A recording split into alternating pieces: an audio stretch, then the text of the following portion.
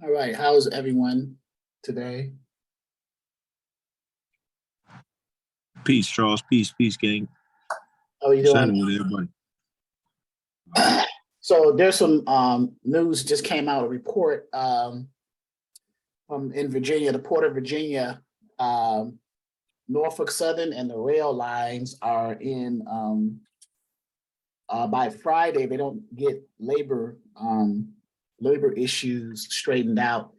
They're threatening to strike. So that's pretty big, right? Because the rail, freight comes in on the rails, comes in on the air, intermodal, and trucking. So if that happens, if it happens, it's a big if it happens, that can affect the economy in the tune of about at least $2 billion a day. $2 billion a day. If the rail workers shut down and there's no more freight moving on the rail cars and over here in the Port of Virginia where I'm located is the Norfolk Southern, right? That's one of the big ones. Then you also have CSX on the East Coast, and on the West Coast or from Chicago out west, you have Union Pacific and what's called BNSF, Burlington Northern Santa Fe. They united back in the day. They joined forces. Burlington Northern and Santa Fe, which is out in Mexico. They kind of took over the western part of the country. But Union Pacific and then Norfolk Southern and BNSF and CSX. So just wanted to bring that up to your attention. So it's like, well, what does that have to do with freight brokering? Well, a lot actually, because if you don't have freight to move, how can you broker, right? Guess what we do? We broker freight. Now, you guys may not broker freight from the rails, but an aspect of that can impact you a little bit, right? You guys deal with customers who have physical brick and mortar locations, and with throughout the U.S., right, in various locations in various cities. So you get those contracts, you tender those loads with those customers as a broker by giving them the best deal, right, the best rates that you'll be able to move the freight, giving them what's called capacity or trucks or assets to do that with, I should say. So, but it's a big thing. I would follow your local news just to kind of look at, see what's going on in the transportation industry. There's some publications, website publications, Transport Topics, Freight Waves, which has a section on it called Sonar. Look up that too, just to keep pace because if you're going to be a freight broker, you want to keep pace with the current market and the trends and what's going on in the industry, analytics, right? Just like we are into sports or into soap operas or whatever the social things that we're into that we're not getting paid for, right? If we know all the sports teams or we know all the characters on these different shows and things like that, but it's not benefiting us financially. It's not paying our bills. This can potentially do that. So the more you shift your knowledge from, lack of a better word, useless information like the sports and stuff to something that's useful as it relates to your business, your freight brokerage, then you make yourself more marketable and you stand out as a broker, as a logistics provider. For those of you who are just coming in for the first time, who are attending today's Freight Broker 101 seminar training today for this, one day, 2 hour, or at least 2 hours, up to 2 hours, I should say, seminar. Welcome to you. I believe two of you are here already, Jeanette and Sylvia. So hopefully I pronounced your names correctly. So welcome to you. You guys are here getting some information and deciding if this is something that you want to do long term. Is it something that you want to become, a logistics provider, a freight broker, someone who arranges for the transportation and the movement of goods, of freight, cargo, loads, things of that nature. So welcome to you guys. Also, we've partnered the Exodus Logistics Learning Center on the freight broker side. We've partnered with Truck Stop. So if you're on the freight broker, now this is for members only that has access to this. If you're not a member, you won't be able to access this because it's in our portal, in our back office main menu, which is I have on the screen now. I should. Can you guys see the screen? Yes. Yes. Okay, so on the screen here, we have partnered recently with Truck Stop, particularly Truck Stop Pro. So Truck Stop has, different versions, right? Premium, Pro, and then just the basic Truck Stop. We have, I did some tweaking on the website, and if you notice here, we have referrals, ELLC referrals. We have Truck Stop Pro, Seven Oaks. If you need a factory company as new brokers, these are tools that you may need, and we have referral links that you probably can take advantage of to kind of help scale your company, to kind of give you that push as a freight broker. It's your choice. You don't have to do it, but these are tools that can help you in your brokerage. And if you take advantage of it through our portal as a member, there are discounts and advantages for that. So today, we just put this up here on the website, Truck Stop Pro. We got Seven Oaks, which is a factoring company. eCarrier Check is a kind of like a Match.com where it helps you find shippers and it helps you find trucks as a freight broker, and you just put the two together. And then TransCredit is a credit lookup software on the business side, right? You have TransCredit, you have Ansonia, and you have Dun & Bradstreet's. And then on the personal side, you have, TransUnion, Equifax, and Experian, right? So TransCredit is one of the larger ones that looks it up on the business side. So, but anyway, Truck Stop Pro, if you click it, it comes to this, it anchors down to this, okay? And we are offering, or they are offering through our partnership, ELLC and Truck Stop, ELLC graduates, start your business off on the right foot. Get 50% off truckstop.com Load Board Pro for 3 months with a 3-month commitment, of course. So, and what you do is you would fill this out, and the one you get the 50% off for the first 3 months is the Pro version, which the features are here, okay? This is if you decide to use their features. Now, what does Truck Stop Pro include? Well, they include a load board, okay? They include what's called an ITS dispatch, which is their internal TMS system. TMS stands for Transportation Management Software. And they include their internal onboarding partnership with RMIS, Registered Monitoring Insurance Service. So those three things are included in the package deal, 50% off for the first 90 days for Truck Stop and ELLC partnership package, okay?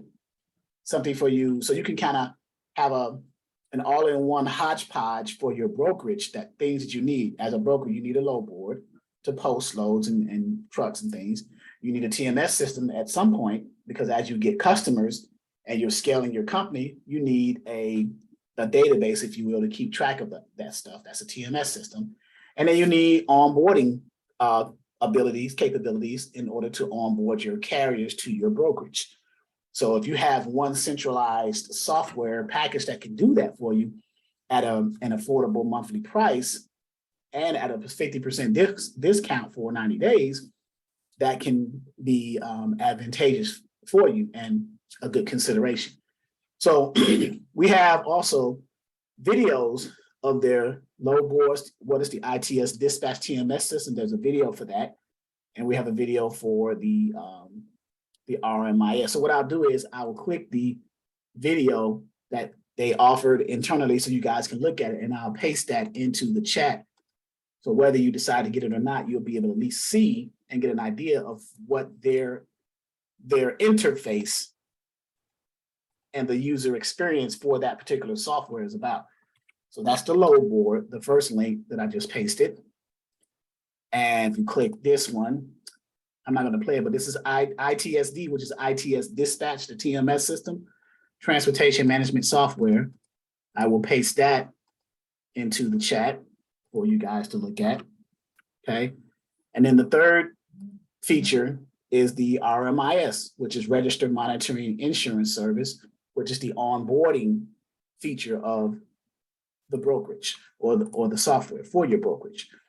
Okay, so any questions about that before we get into the basics of brokering, what a freight broker is and what do we do? Any questions about that?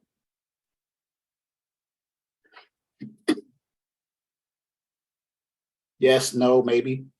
Yeah, I got a question about it. How you doing? How you doing? Who am I speaking with? Frankie Rojas. Hey, what's up? Everything all right? Everything all right? Happy to be here. Yes, sir.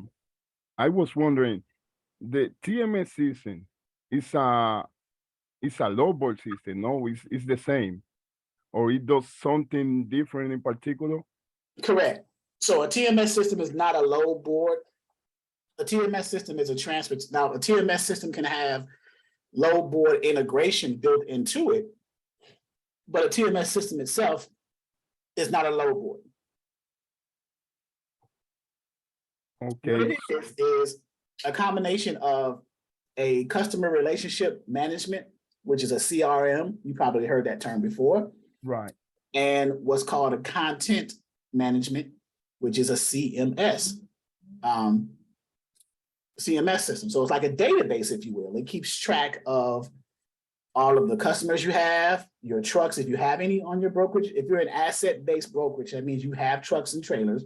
Trailers are also considered assets. The truck is an asset, the trailer is an asset. Okay. Trucks are assets, trailers are assets. Okay. Right. So if you're an asset-based brokerage, or if you're not asset-based, if you're 3PL, if you just don't have, you're just a brokerage. So it keeps track of how many carriers you have in your network that you have onboarded in your brokerage. It keeps track of your accounts payable, your invoices. It does bookkeeping. Okay. You know, that's what it does. It's an internal system. Right. Right. But I can do that in the load board as well. No, I can keep track of my clients, of my assets too. No, or To a point, the purpose mainly of the load board is the exchange of loads between the broker and shipper and the motor carrier. right. And that's the main function of a load board. And they have other features of the load boards. They provide, you know, competitive market rates, market analysis, things like that. But keeping track of analytics is more so done in a TMS system than it is in a load board. That's why there are TMS systems that have most TMS systems have plugins or integrations that they can bring in load boards, connect them to. Right. I cannot be more clear. Perfect. Okay. Thank you. So an example of TMS systems, Ascend, eFreight Solutions, Access, Aljex, Load Manager, Load Pilot. The most expensive one, which I don't recommend you guys starting off with because you want to keep your overhead low. It's called McLeod. Very expensive, $25,000 a month kind of thing. But those are for the big boys who have 1,000 shippers, 1,000 or more carriers, and they're just moving, the big companies. So they can afford to maintain that type of overhead. You guys who are new, you want to keep, obviously, as new and as entrepreneurial mindsets and business acumen, you want to keep your expenses and your overhead starting off to a minimum, right? Because you don't want to go under in your first year, right? You want to keep your expenses down. So you want to get the minimum requirements of particular things in your brokerage, but still provide good functionality for your brokerage. You follow what I'm saying? Right. Right. So Ascend is one of the easiest ones. Let's go here. Ascend. And I believe I still had a login for this, but if I don't, we'll see. Oh yeah, I seen you working with this before. Yeah, I'm trying to make sure. I don't know if I have my old login or not. But so this is an old login of Ascend. So this is the user interface of a TMS system. And this one's called Ascend. This is the basic plan, Ascend. You have Ascend Premium to it. This is about $60-something a month, right? And it gives you, it gives you a user interface. But remember what I was saying about it keeps track of certain things, right? So on the side here, you can build loads in your Ascend TMS system or any TMS system for that matter. You can have loads come in from, so as a broker, you're going to get tenders, you're going to accept tenders from customers or shippers manually via email or through what's called some kind of data integration, EDI, electronic data interchange, right here, right? So in other words, when they send the tenders, they accept the data comes through electronically, so it automatically populates your system, so you don't have to type in a lot of stuff manually. You just fill in the blanks of the, as you get new carriers and new. I heard that you said before that not to get EDI or something like that too early in the brokerage.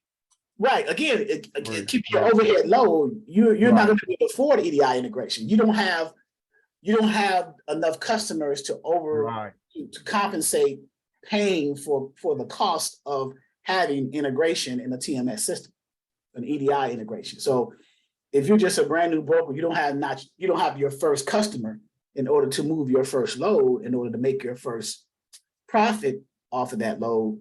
Why would you entertain the idea of having EDI? You can just do a simple load tender via email on paper, right? And get to the point where you build up, the customer gives you multiple loads a week. Let's say you go from 5 loads a week to 25 loads a week, or you go to 100 loads a month. Now you're starting to bring in revenue in order to compensate, taking on an expense to help you streamline your company. And that expense is a new EDI integration through your TMS system. So it's not until that happens that you should consider doing it that way. Otherwise, you're gonna put yourself in debt quicker than you started your brokerage, right? It's just not wise, right? So it keeps track of customers. Those are the shippers that you get, the assets, whether you have assets or not, any carriers, that you have. So assets could be the assets that you have, if you're an asset-based broker, truck and trailers. Carriers are owner operators that you've onboarded and signed up with your brokerage to move your customers' freight. So you see the difference, the assets and carriers. Right. Okay. Matter of fact, I don't want to deviate you too much about what we're talking about right now, but talking about expenses, with my insurance, I'm talking about not the insurance bond, but with my insurance, can I get more than one insurance, like contention cargo and errors and omission, or you just have to select one? You can get whatever your budget can afford. Now, if let's say you get one customer that said, okay, I see you have a $75,000 bond, and that's cool. That covers your financial responsibility in case of your negligence, right? As a broker, that's the purpose of the bond. It covers. So, then they say, okay, well, we need our cargo that we're going to give you, that we're going to tender to you, is more than what your carrier may potentially have for their cargo insurance. Our cargo is $150,000 or $200,000 in value. Your carriers that you're onboarding, their cargo coverage is only $100,000 minimum, right? And if they're not willing to increase their cargo, then where's the extra money is going to come in to cover the extra cost of that cargo? So contingent cargo is on top of what the carrier is covering. The carrier has, let's say your carriers that you're onboarding to your brokerage, their insurance has for cargo, they have $1 million for liability, but they have 100,000 for cargo. So if you have contingent cargo, which is on top of what they have, then you can compensate covering that cost that your shipper is requiring. Right. They have 150,000. So that extra 50,000 comes out of your contingent. Your carrier is 100,000. You see what I'm saying? So that's what contingent cargo. And then the second one you mentioned, errors and omissions, E&O. So contingent cargo is CCI, contingent cargo insurance, and then E&O, errors and omissions, is to cover you as a broker, especially as a brand new broker, has a tendency to make mistakes here and there, errors. You may make an error or you may omit something. Let's say you get a shipper who has freight that goes on a flatbed and they require those loads to be tarped. You neglect to tell the carrier that when you created that rate confirmation and got that carrier to pick that load up. They go to the customer to pick the load up. They don't tarp it. They strap it down and secure it, but they don't tarp it.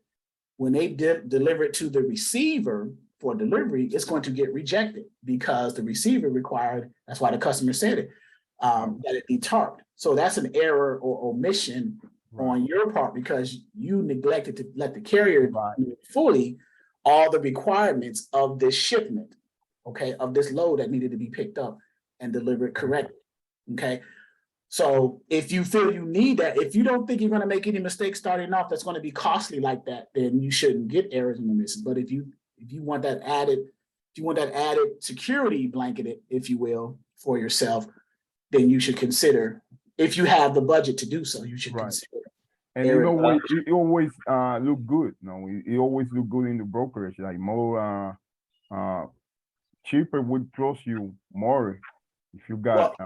So if I'm a shipper, in the eyes of a shipper, if I see a broker having a lot of skin in the game, in other words, if they're taking on expenses just to get my freight, like if they take on added expenses as far as getting extra insurance coverage on top of what the carrier has, that shows me as a shipper that, okay, this broker has some skin in the game.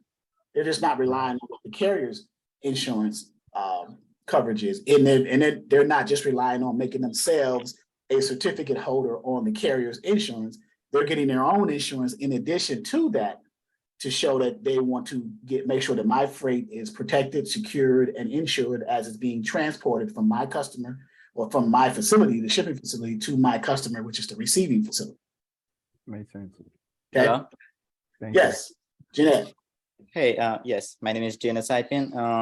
While we're talking about the $75,000 bond, I have a question on that. Is that something we have to have before the registration to the FMCSA or after? So as a requirement, and I'm glad you. So that's a good segue. So we can circle back into the basic requirements of a broker, right? The minimum requirements, okay? And this is in our portal. I'm giving you guys access to it for those of you who came to the seminar. You don't have access to it because you're not members, but you're going to see it as part of this training tonight. The requirements of a broker, a freight broker, the first thing you do is you would go to the FMCSA.dot.gov website, right? And registration. So you can either put that in Google. I'm going to give you the grassroots bare minimum from the very bottom. Let's say you didn't know anything about, I want to be a broker, but where do I start? I hear that the FMCSA governs freight brokers. Okay, let me type in FMCSA and just hit it, right? And it takes me to the Federal Motor Carrier Safety Administration website. Okay, so far so good, right? Everybody's good there? Then you go to registration, right? Boom, you click the registration because you got to register to be a broker. You have to sign up. You have to apply for an operating authority as a freight broker, okay? So you apply, you get an authority to operate an MC, right? Get an authority to operate as a freight broker. How do you apply? Things like that. So when you get here, it's going to take you to a system called URS, Uniform Registration Service. What that does, it just creates a login, gets some basic information from you, and then it takes you to a location, a form on the website called the OP1, which is right here. This is a screenshot of it. Okay, the OP1 form, not only do I got a screenshot of it, but I actually have the literal, I should have the literal form on here as well. Right, so the OP1 form, and it's at the top, my apologies. Right here, OP1. This is the form, you have the web version of it, and this is the 16-page actual form. And it's the application for motor property carrier and freight broker. So if you're someone who wants to be a motor carrier, truck driver, owner, operator, or a freight broker, you have to fill out the same form. On section 2 of that form, you will distinguish whether you want to be a motor carrier or a freight broker, because section 2 is what's called the type of authority that you're going to apply for. Okay, so which is right here, section 2, type of authority. And since we are brokers, we are either going to be a broker of property except household goods or a broker of household goods. You guys are probably going to be a broker of property except household goods. Okay, just general freight, things like that. So that's the first step in the process of applying for an operating authority as a freight broker, getting an MC and DOT as a freight broker. After that is done, and you have to pay a one-time $300 non-refundable fee for the application. Okay. After that happens, from that point and up to 90 days, most people get that done in less than half that time, maybe 30 days, but they allot up to 90 days. There are other things that the FMCSA needs to receive from different people or different parties in order to activate your authority. You have filled out the application, but it won't go active until the other requirements are met. Well, what are the other requirements, right? So far, so good, Jeanette? Yes. Okay. And I have a question on the type of broker that you want to become. Can you apply for both of them or just one? You can, but why would you put yourself through that headache? Right? You can. I have people who have a broker of household goods as well as a broker of property except household goods. Household goods people are individuals who like moving people from city to city, moving companies and things like that. You're brokering that type of freight, like Atlas, Covan, Mayflower, these large trucking companies. You're getting them to move like military families from across the country. Somebody may have gotten shipped from one military installation on the East Coast to somewhere in Texas or on the far west in San Diego somewhere, and their property in their homes that they're moving out of needs to be transported from where they are, let's say in Jersey, or let's say in Fort Bragg, over to somewhere in San Diego, right? So that's a broker of property. I mean, that's a broker of household goods. The broker of property except household good is general freight, refrigerated goods, general freight, flatbed freight, things like that. It's probably an easier entry point to be a broker of property except household goods starting out as a new brokerage than a broker of household goods, because there's extra insurances involved in there. There's extra liabilities because you're going to have carriers and employees of those carriers in people's homes. They can trip over, damage the homes, damage themselves, damage the people. So there's extra liabilities potentially involved in that, as opposed to broker of property except household goods, where you just got carriers going to shipping facilities, being loaded, and then transporting that freight to receiving facilities and being offloaded, and you're brokering that. So that's pretty much straightforward, straight and narrow, right? So, but if you choose to do both, that the choice is entirely up to you, of course. I'm just saying that get ready for the headache. Well, but anyway, the first step in applying to be a freight broker is to fill out the OP1 form, which is the application for motor, property, carrier, and broker authority, right? You pay the $300 to the FMCSA, the Federal Motor Carrier Safety Administration. They will, after you pay that, they're going to log your information, because now it's public record, into their register, okay? Saying, hey, this person has applied on this date. the date or a day or so later, after you have applied for your operating authority, you will be in their register. And let me show you what that looks like. So we can stay on the same website also. Let's go under safety and we'll go company snapshot. Safer.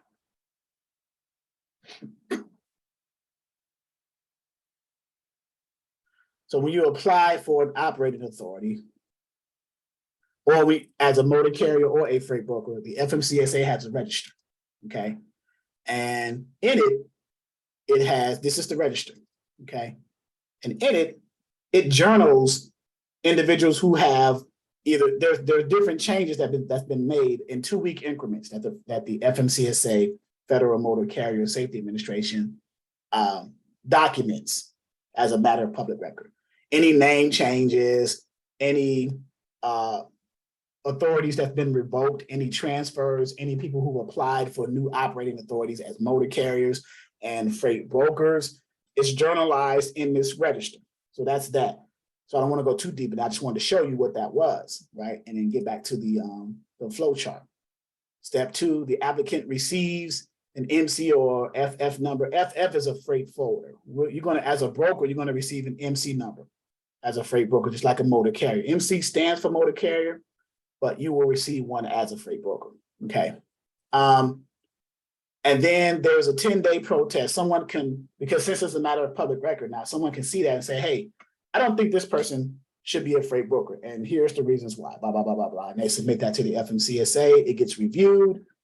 If it's determined that it has merit, then they will let the applicant know why they're not going to continue in the process. If it doesn't have merit, meaning that the person who submitted the protest saying that you shouldn't be, the protestation is the word, that you shouldn't be a freight broker. If it doesn't have merit, then they will just continue in the process of this little flow chart, okay?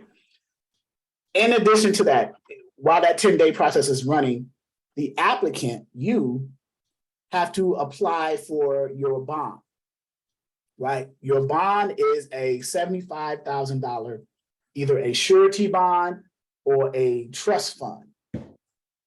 You have to, the applicant cannot file their own bond. They have to get a bond company to file the form to the FMCSA saying that, hey, they have met the requirements to have a $75,000 bond, a bond or a surety or a trust fund. The bond, the surety bond form is called the BMC 84. The trust fund form is called the BMC 85. Okay, it's either one or the other, not both. Most new brokers will go with the surety bond. Okay, the surety bond. So you get to do that as well. So you do the application, you do the surety bond, which is $75,000 to have, that's a requirement. It used to be $10,000, but in the Obama administration, that number was raised to $75,000, okay, with the legislation called MAP 21, MAP-21, moving ahead for progress in the 21st century. So right now it's 75,000. So you got your application, you got your bond, which shows financial responsibility by you, the freight broker, to your 2 clients or your 2 customers. As a broker, you have 2 people that you are dealing with. You're dealing with the shippers and you're dealing with the motor carriers. Remember, you're the middle person in between that, in that relationship. So you have a relationship and a responsibility to not only your customers who are giving you the freight, but also to the carriers with whom you are brokering the freight to, okay? So that's what a freight broker is. Just like an insurance broker or a real estate broker or a stock broker, it's the same concept. They are the middleman in the relationship, right? It's just in the transportation industry and in moving freight, you are a freight broker. So you're the middleman between the shipper of the freight and the person who's transporting the freight to the customer of the shipper, which is the receiver, okay? So hopefully that was kind of clear there. So the bond or the application, the bond, And then a third thing is you have to designate what's called a process agent or a process server. And that form, the applicant cannot submit that form either. The agency has to do that, and it's called a BOC-3. That is the designation of a process agent. What is that? What does that mean?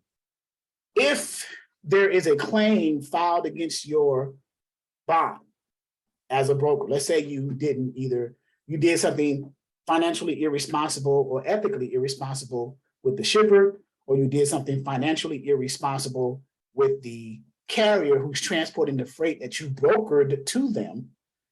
Let's say you didn't pay them, or your payment terms have come and gone and you still haven't paid the carrier for services rendered. They can file a claim against your bond, right? Paperwork gets served to you in the state that you are in.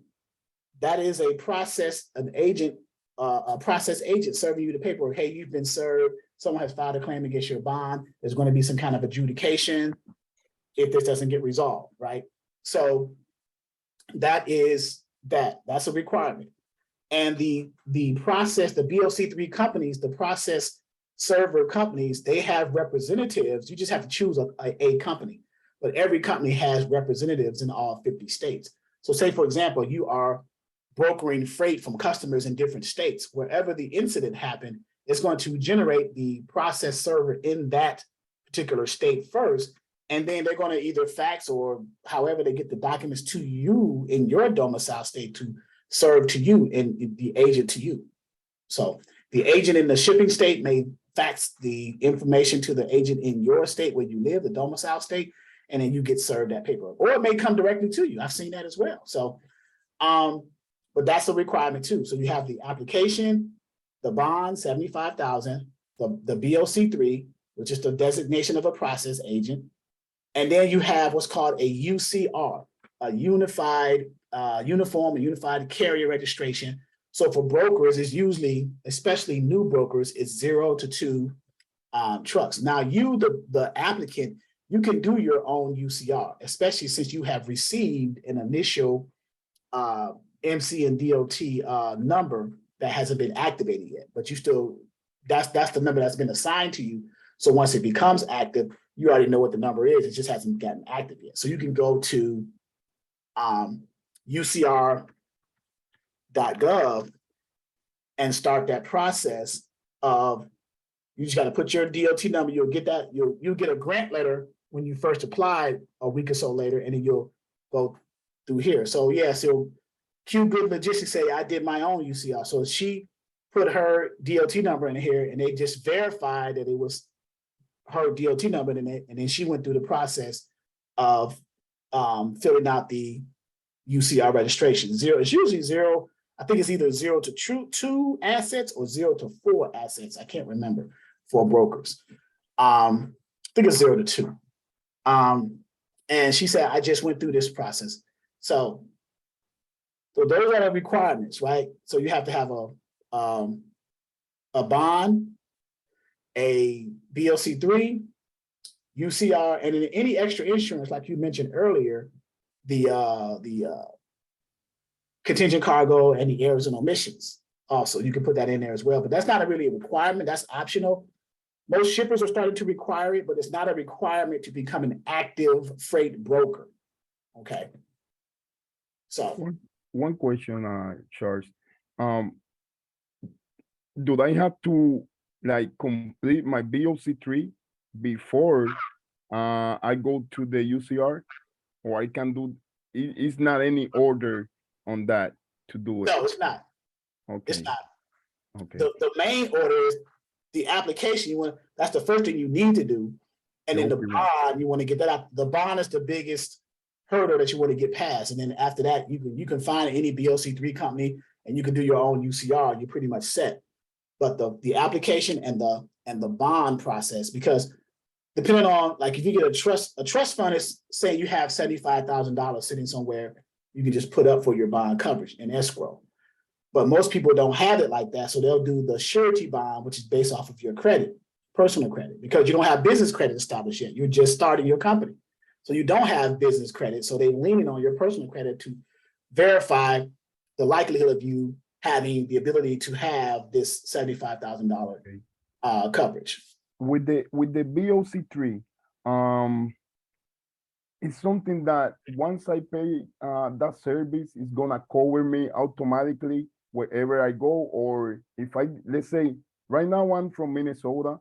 If I wanna do some business, let's say on North Carolina, do I have to contact the BOC3 and let them know that I'm gonna work over there?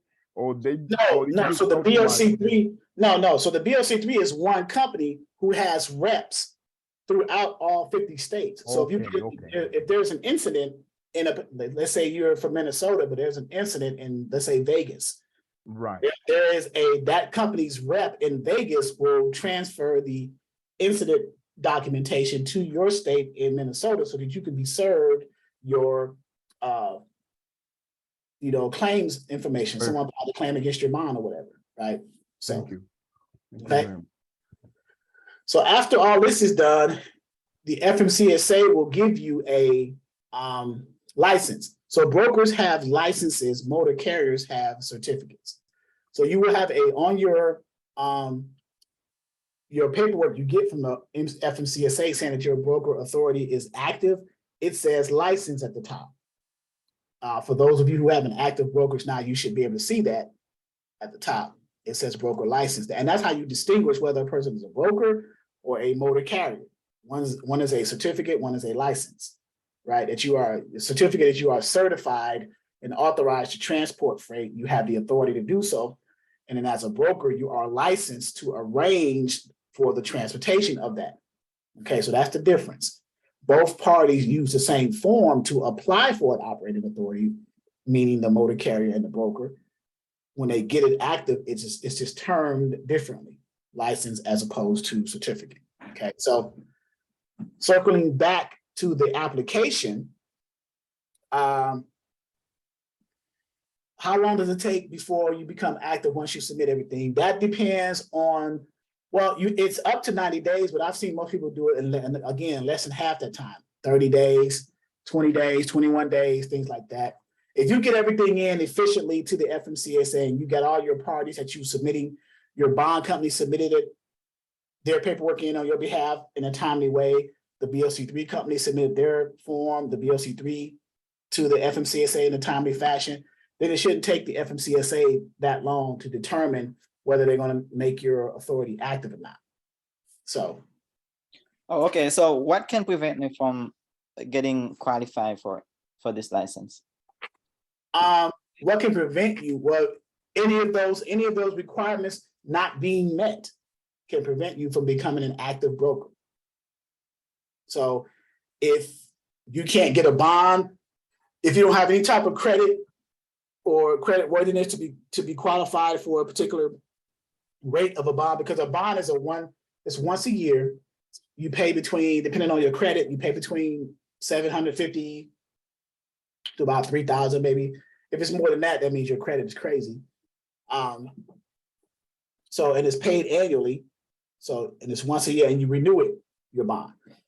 But those are things that can keep you from becoming a broker. Yeah, the bond is the number one thing. If you can't get a bond because you don't have the qualifications to get a bond. Let's say you have child support payments that you are in arrears under, or you used to be a broker before, you had claims that you haven't resolved from the old brokerage and you're trying to activate a new broker, but they know who you are, they find out who you are, they say, well, no, you got stuff in the past that you haven't dealt with that you need to resolve, right? So these are some of the things that that will preclude you or prevent you from being a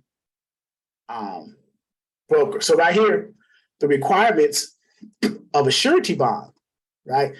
You have to be a U.S. citizen, no bankruptcies in progress, okay?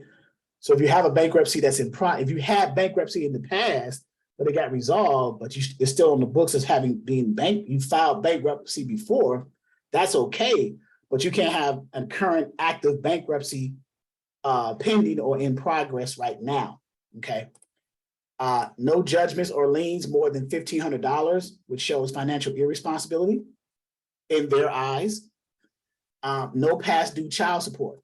So you can't get away from child support from anything. The only way you get away if you're in the grave, but other than that, you can't get past child support. The only way to get past child support is not having children.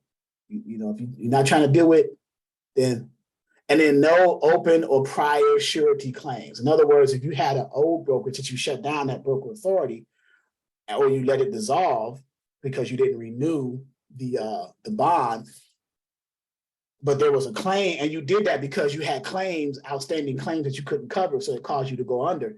And then you try to open up a new brokerage, right, some years later, but it's got discovered that you had prior claims. They're not going to grant you the bond. It's just not going to happen. Because why would we give it to you? You had this in the past, you didn't resolve this. Why would we give you another opportunity to mess us up again, or mess this up? So, but those are the requirements. The application filling out the application is to start.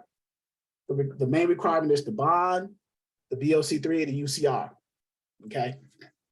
So hey Charles, I got a question because I'm not a broker or anything yet, but I was in partnership with a friend before, and I bought a 53 feet dry van trailer, which right now I got it in a storage.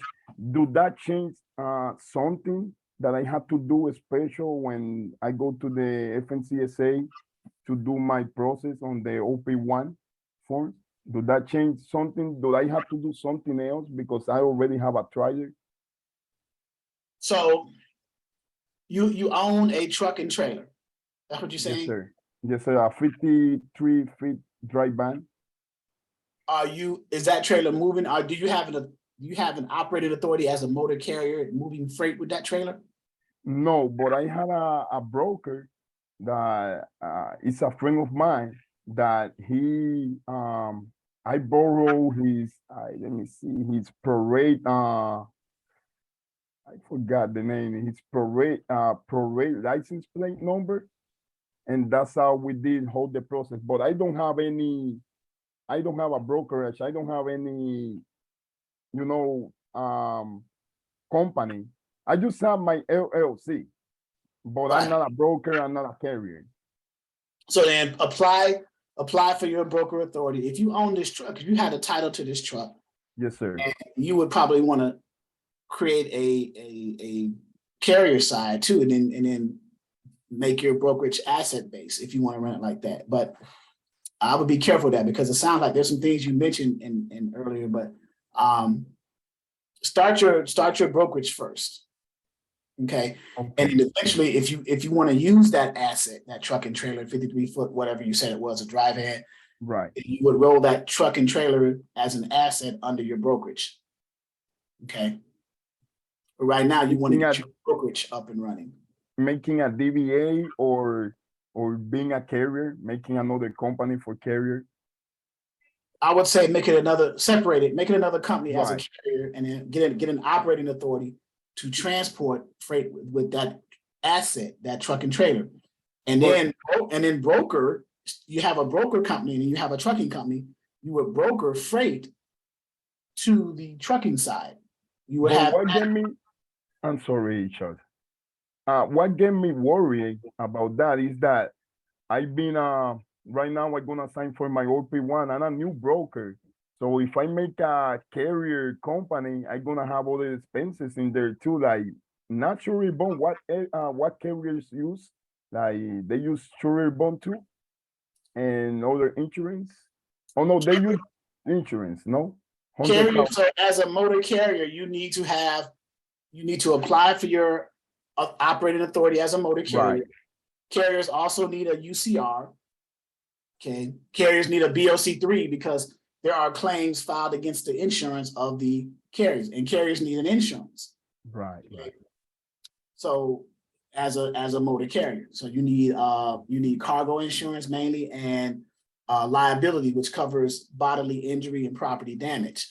So those are the requirements of a motor carrier. Now, if you want to start your freight brokerage and leave your carrier side dormant for a while until you build up revenue, right, brokerage, and then produce your trucking side, but still keep it separate. Don't put a DBA under the same entity, create a separate entity, Right. create a separate EIN.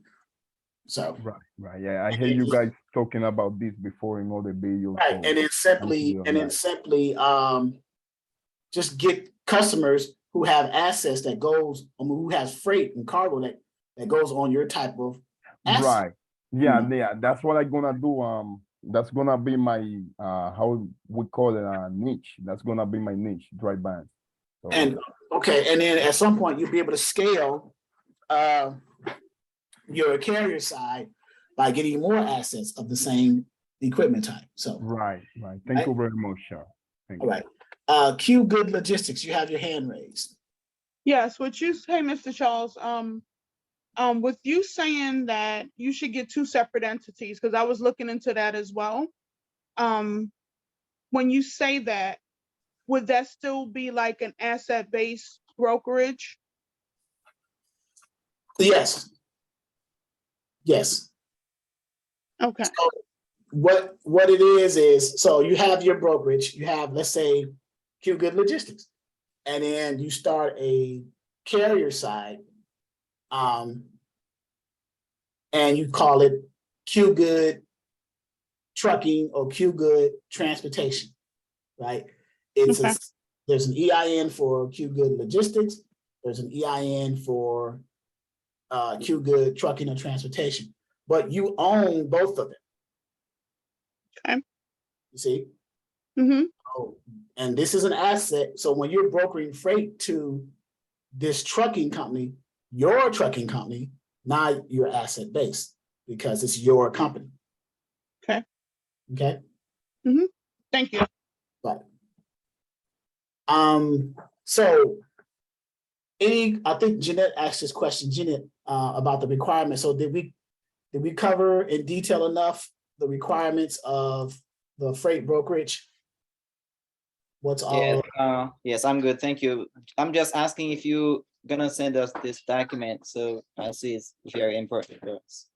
Send you which document? I mean, those you just read, I saw they are really important for us. Can we have them? So what you will receive is if you registered for the seminar, you should have gotten a packet with a lot of PDFs in it, and then you will get a copy of this video, this recording, I should say, in your email for those who came through the seminar.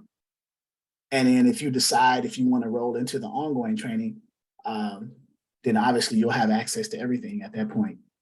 Yes. Okay. All right. Thank you so much. All right. Here, I'll open it up for some Q&A right now since we are covering. And let me circle back for those who came in late. There was an announcement on the news today, Port of Virginia and Norfolk Southern are potentially going to have the railroad strike with Mr. Nelson, I don't know if you've heard of this. You probably have. There's labor talks, labor issues. Yeah, I heard it today. Yeah, Port of Virginia and the Norfolk Southern, they're going to strike by Friday if they don't come to an agreement. That can affect the news people saying at least $2 billion a day if that shuts down. If there's no rail movement, that's how big it can affect. So, but I figured that's why I was hoping you come in. So I figured, yeah, I pretty much knew you probably knew about it. So, What it's going to do, if nothing else, it's going to cause congestion at the port. Because pretty much anything that moves out of the rail, it has a destination city that it's going to. Right.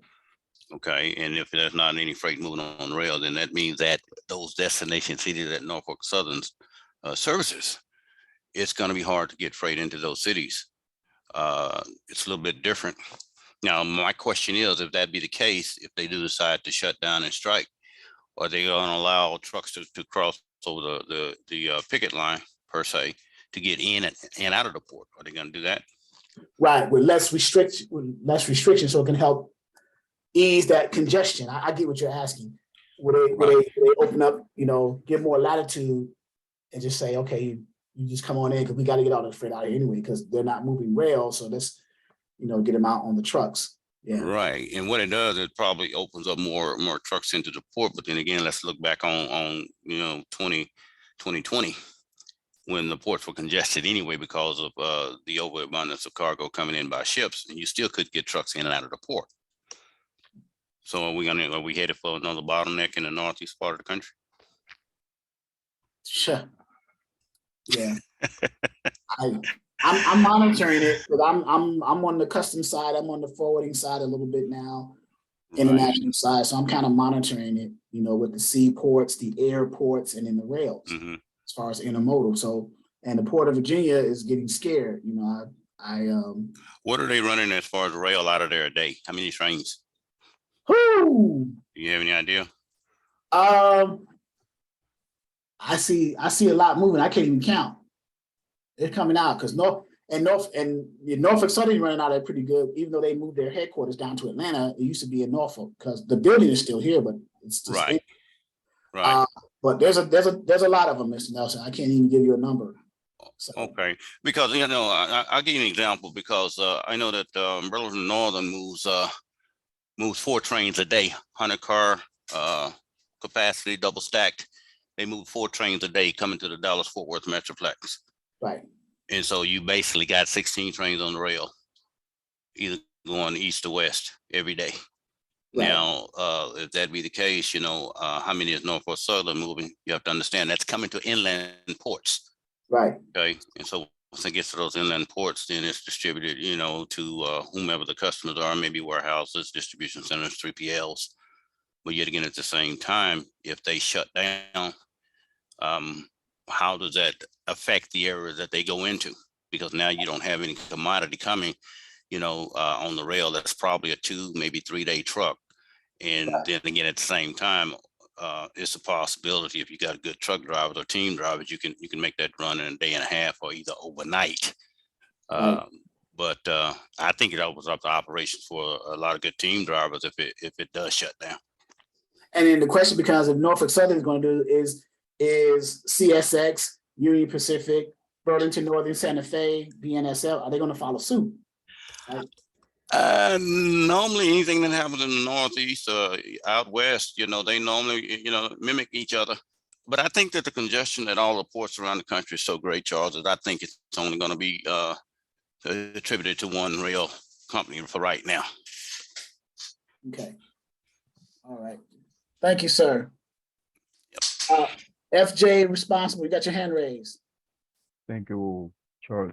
So with what Mr. Nelson is saying, I think it's a good point what he's saying of that they maybe block the streets or points that us as broker are sending maybe drivers over there to get loads and stuff like that. You think that? So Mr. Nelson, elaborate a little bit on that. So as a broker, what advantage or disadvantage is this going to present if this happens, in other words? Well, Charles, you know as well as I know that in most cases, in and out of ports are dredge companies. Okay, and so therefore, freight moving out of those ports, they're going to have to be by certified dredge carriers, dredge haulers. They've got to be certified and have all the necessary credentials to get in and out of those ports. That's right. So as far as a broker itself, in most cases, if you got a broker, he's normally dealing with a freight forwarder, Right. with freight that's coming out of the port or going into the port. That's basically how freight gets out of the port, because all dredge companies have brokers also, which deal with freight forwarders. Okay, so now you ask the question, okay, if that be the case, are there enough dredge companies or will additional dredge companies allow freight forwarders to come up with contracts? Because either way it goes, it's still got to be a contract to haul that freight out of there because it's coming out in volume. Correct. So you cannot be like, you cannot have a regular driver to go over there and pick any freight. It needs to be okay. No. So if you get to that, so if you go to the port and you do what's called, if you try to engate, Right. you don't have the requirements to get, if you don't have a twig, if you don't have a driver's license, if you don't have a C-Link card or at some point, it depends on which port, and you're not under someone's SCAC, your own or a broker's SCAC code. SCAC is standard carrier alpha code. All it is an identifying number for a carrier with multiple assets. So Right. if I'm a carrier with 20 assets, but I'm using one SCAC code, let's say 10 of my carriers, 10 of my drivers go to that port, they all using the same SCAC code, so they're going to get through because everybody, that port knows my company. My company's identified, okay? So you need to be, and my company needs to have UIIA credentials, first of all, foremost, to even get into the ports. Right. So if I got a cheaper that authorize me, like, hey, Frank, this is what you're gonna pick up. Here is the bill of lading, or I'm sorry, or the tender. Anyways, I'm not authorized to send anybody over there if that driver is not qualified to get on in the port. number Even one, if a cheaper, right, number one, and then number two, if the dredge, because dredge shippers have SCAC codes also. So Right. either you're a company, if you are a dredge carrier, or if you're brokering freight to a dredge carrier, your trucker that you're referring to, if they don't have a SCAC code, then they can run under the shipper's SCAC code, but somebody's gonna have to have a SCAC code to get through that gate. And then you have to realize too, that that's international freight. It's coming from other parts of the world. Right. So therefore, there's not a shipper within the United States that's going to be able to call you and say, go pick up I'm going to give you this load to go pick up. Yeah, it's more to it than that. It has to clear customs, it has to have all these different Absolutely. requirements. okay. Yeah. How can I find out more about that? More information, like where do I go to learn about that kind of stuff? You can Google, you can go to the UIIA website, you can go to I just put up intermodal, an intermodal load board, like load match, but you can Google intermodal, you can Google Okay, dredge, stuff like that. So okay, thank you. all right. Any other questions? Did I put that load match in here? So what you're seeing on the screen is, we were just talking about intermodal freight, because freight just doesn't move in the country. Freight it's gotten here from somewhere. Like, so if I am an importer, I've gotten my freight from an exporter. There was a booking that was made over at an exporter, and a freight forward over there cleared their export customs requirements to export the freight either through and from an airport or a seaport on a vessel to the US, a port in the US, depending on what side of the country it's coming to, whether it's on the West Coast or the East Coast. It gets here and it passes through US customs, and that's a process. The Customs and Border Patrol, they have requirements to bring the freight in here, right? And then once it clears here, it gets offloaded, transloaded, either from a vessel onto a rail car or a chassis of a trailer, or it came in to the airport via an airplane, right? So you have air, that's where the word comes from, airport, seaport, and the rails. Those are the modes of transportation. That's why it's called intermodal, because it's different modes of transportation, intermodal, right? So that's the process. So it's just not domestic freight. Sometimes when you order something overseas, let's say you go to a website like the Chinese website or the Alibaba, Right. Jack Ma, he's a billionaire. That's his website. That's his company, Alibaba. So you go there, order that. Then the process begins of getting it manufactured over there, shipping it out of here. A booking is made over there. Freight forwarder gets involved. Customs broker gets involved. All the requirements of getting it from there to here. That process, that logistical nightmare, if you will, happens. So, and it's a huge process. Matter of fact, let me show you guys. And all of you who don't know that, you see the different color containers that are on the rail, that are on the road. All those different color containers represent a different shipping line. Correct. Correct. So you notice here, this is what I'm studying as well too.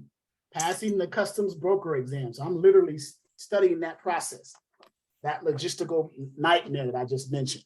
All the steps from international to the domestic in the movement of freight through the supply chain called logistics, because there's different links in the supply chain. we're dealing with the supply chain called logistics. You have warehousing, you have all other types of links in that chain. We're dealing with logistics, right? And it's a process. There's a lot of things involved in it, right? So, but Mr. Nelson is correct. There are different shipping lines as well. You know, you got Maersk, you got Hapag-Lloyd, you got MSC, which is Mediterranean shipping companies.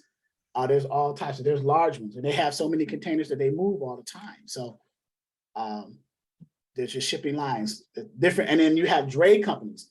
A drayage, the word drayage or dray companies, that's just the last mile process, picking it up from the port that it got imported into and delivering it to its final destination, which is either a direct retail store or maybe a distribution center to be, you know, for the shipments to be either dispersed for LTL companies to pick up or whatever, right? So it's, you'd be amazed of how far deeper you can go, either as a broker to be even expand and take a fork in the road to go elsewhere in this industry, the transportation industry. So you guys have chosen freight brokering, right? You're brokering, you want to broker freight, you want to get involved in the process where you get a relationship with a shipper, a customer, and how you get that relationship depends on, you know, your knowledge and your skill set and what we can teach you and what you learn elsewhere as well. Getting the freight, getting the shipper to agree to give you some freight, to tender you some freight, or you to tender the freight for the shipper, I should say. And then you have to get, so now you establish that relationship. Then you have to get a carrier company, because if you get a lot of freight from that shipper, then it would be smart to get a carrier company, a trucking company that have multiple assets in order to provide what's called capacity or a number of trucks to move the freight that the shipper is trying to get moved, right? As opposed to trying to nitpick one carrier, one owner operator here, one owner operator there. You're gonna be hustling backwards. So you're gonna climb a slippery slope. But if you got a shipper that's giving you 20 loads a week, then it would be wise to get a trucking company that has 40 trucks. Because if you get a trucking company, even if they have 20 trucks, sometimes those trucks are covered already. But if you have 40 trucks, the likelihood of you getting some of those trucks into your shipper's lanes is better, right? So you want to put yourself in that mindset as well. But this is where you are now. This is what you have decided to involve yourselves in, brokering freight. You are freight brokers. You are logistics providers. You are individuals who arrange for the transportation and the movement of freight. You have an authority to do so, or I should say you will have an authority to do that at some point once you get your authority active, you know, and it's a process. So as a new broker, Mr. Nelson and Mr. Charles, how can I get something from that issue that is going on over there in the East Coast? If happen, how can I do something, even if I don't have maybe the knowledge or the requirements for do something about that freight or about that issue that is going on over there? What can I do as a new broker?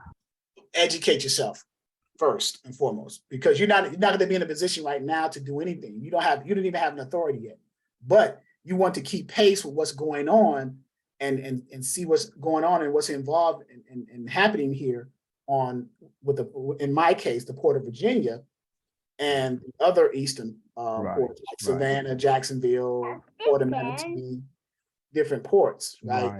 Port of Everglades, Baltimore, Jersey, New York, you know, stuff like that, all up and down the Eastern Seaboard. So just keep pace with the publications like Transport Topics, Freightway Sonar. Keep the information in your head. Just like, remember I was saying earlier, I said this before Mr. Nelson came on, but we keep track of NFL football teams and basketball football teams, right?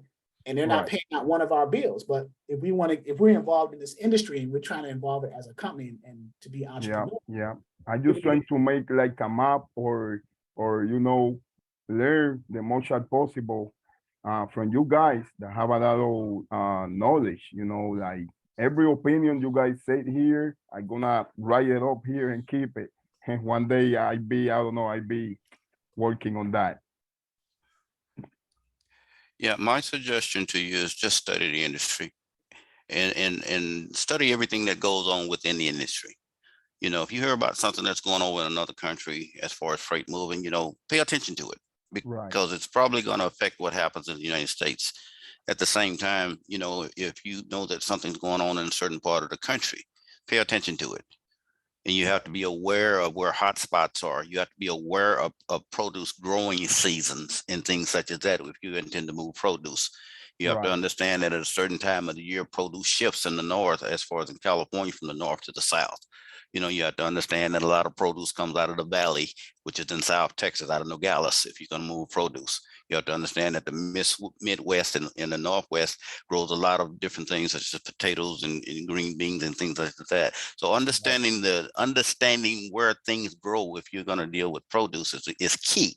At the same time, when it comes to hauling flatbed, you have to understand where the market is as far as building in the country. You know, Right.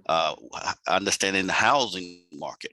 Okay, if you got a boom in housing, then you understand that, okay, lumber's moving from this point to this point of the country because, you know, they're selling a ton of houses in the Northeast, they're selling a ton of houses in the Northwest.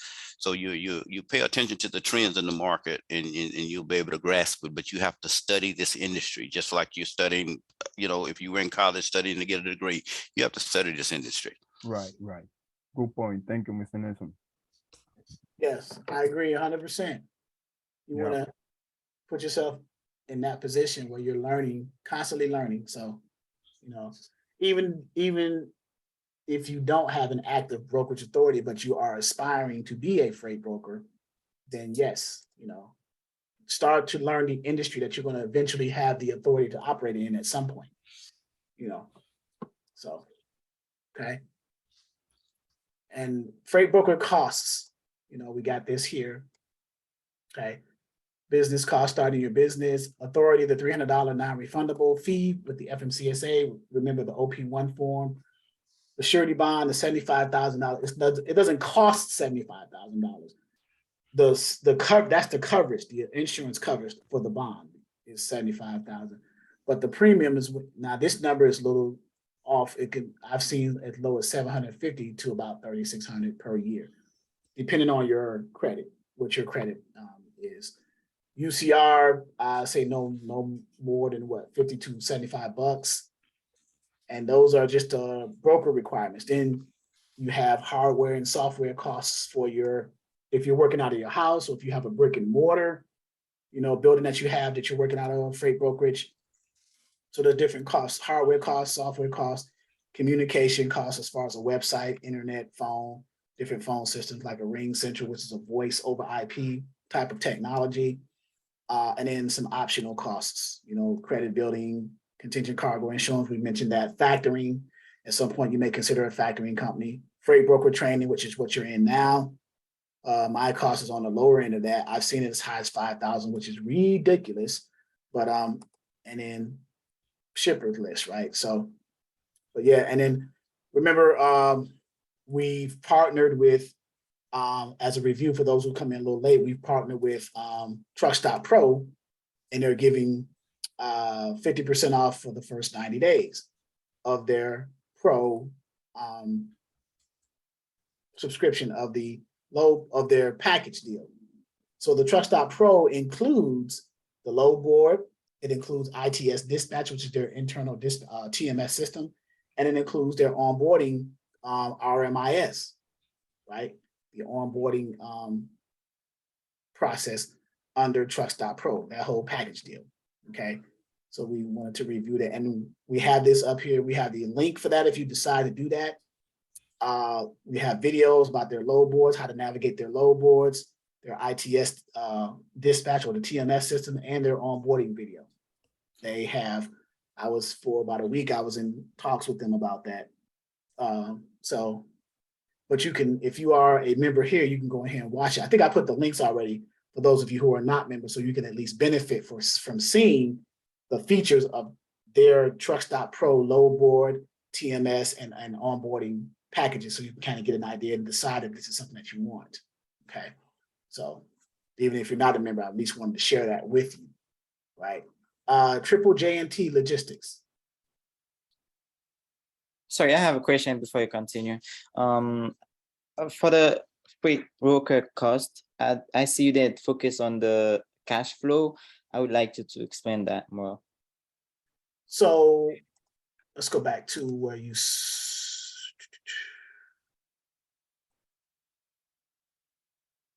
Under freight broker cost, you said? Yes, I did not see the cash flow. So the cash flow, that's a variable question. So the cash flow, meaning what the profit margin is for your brokerage. That's what you're asking? Yeah, when you just get started, like you're moving freight for the shippers, but the Okay. shippers take some time to pay you. So you're gonna have to pay the carriers. So Factoring, yes. a factoring company. Yes, you could consider getting involved with a factoring company that can help mitigate that issue in case you have a shipper that doesn't their payment terms is way beyond the willingness of the carrier to wait for it. So because the carrier should get paid, after they deliver and submit their invoices and submit their proof of deliveries, right? They'll either get paid directly from the shipper, from you, the broker, or from a factoring company. If they don't have a factoring company, you can leverage your factoring company to offer them what's called quick pay. In any case, the factoring company steps in and purchases those invoices or those PODs from your carrier, and then they will, and you also will deal with the shipper on the back end. But they advance you the funds so that you can pay your carrier so that they can stay motivated and committed to continue moving more and more and more loads for you, and then let the factoring company deal with in this case, the customer on, if it's the broker, deal with the customer on the back end. So yes, that's how that works. Yeah, I would like to know how the factoring works. Right. So a factoring company. So factoring companies, the clients of factoring companies are either a motor carrier or a freight broker.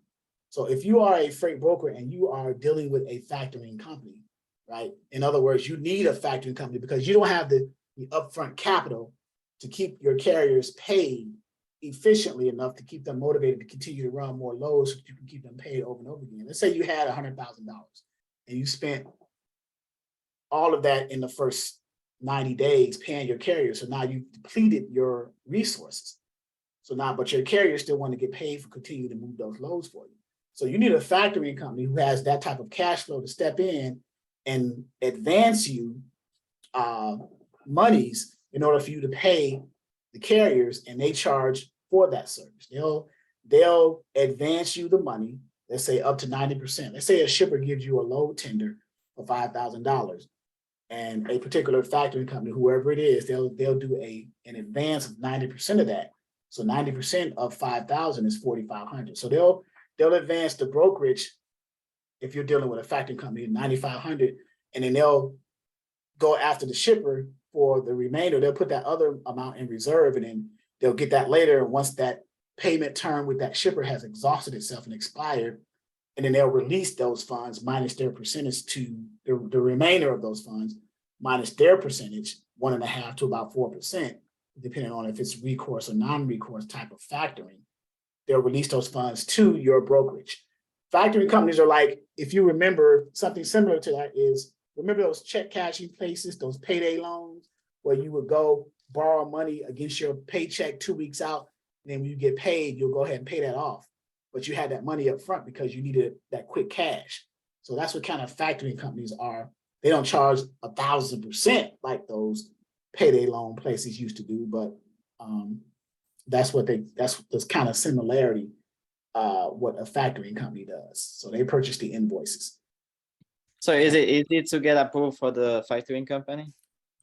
So if you are, yeah, it's a process to be approved for a factory. So again, the clients of factoring companies are either brokers or carriers. In either case, there are requirements that factoring companies have in order to approve a broker or a carrier for the ability to have factoring, right? And you would just get with those factoring companies and see what those requirements are.